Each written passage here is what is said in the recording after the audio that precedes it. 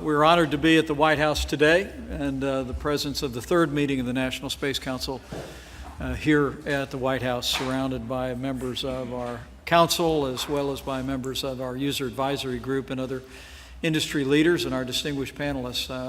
I trust is a reflection of the priority that you just heard in the President's words, that the President and our entire administration are placing on American leadership in space.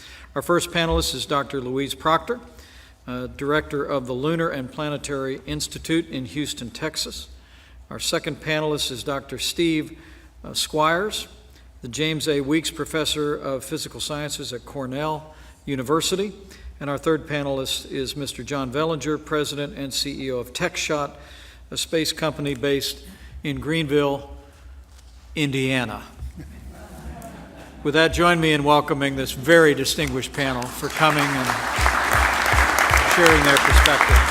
Mr. John Vellinger of Techshot is recognized. Vice President Pence, distinguished members of the National Space Council, it's an honor to be here before you here today at the White House.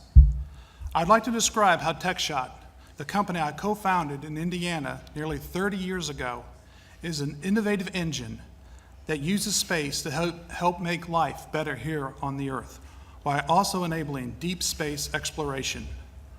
One of our most exciting projects focuses on 3D bioprinting in space, with the goal of manufacturing human tissues for patients here on Earth. Right now, we are building the Techshot biofabrication facility, which will launch to the International Space Station early next year. We will start with simpler tissues, such as patches, that can help heal damaged hearts and steadily increase in complexity until we are biomanufacturing whole organs from space. The bioprinter may also play a critical role in deep space exploration, where it could be used to make food items or function as a compounding pharmacy, enabling the remote formulation of drugs optimized for each crew member. Besides our own use of the system, we will also allow others to use it.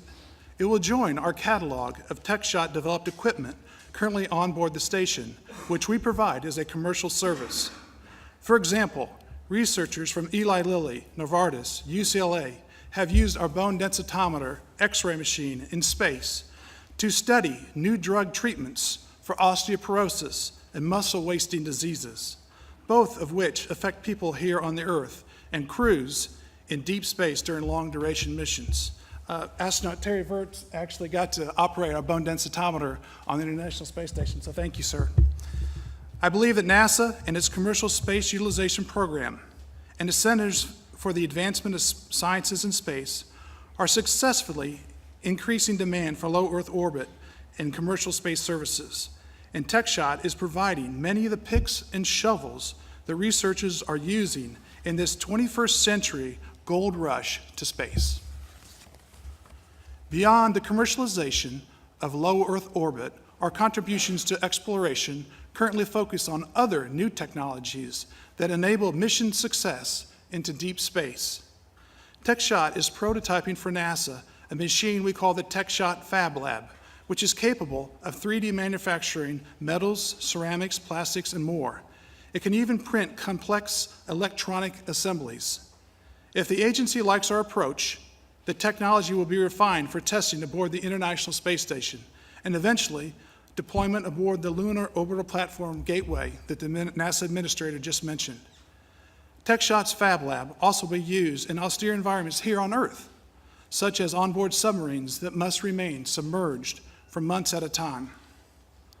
President Trump, Vice President Pence, under your leadership, the U.S. is entering an unprecedented golden age of spaceflight, which is presenting multiple opportunities to advance global American competitiveness.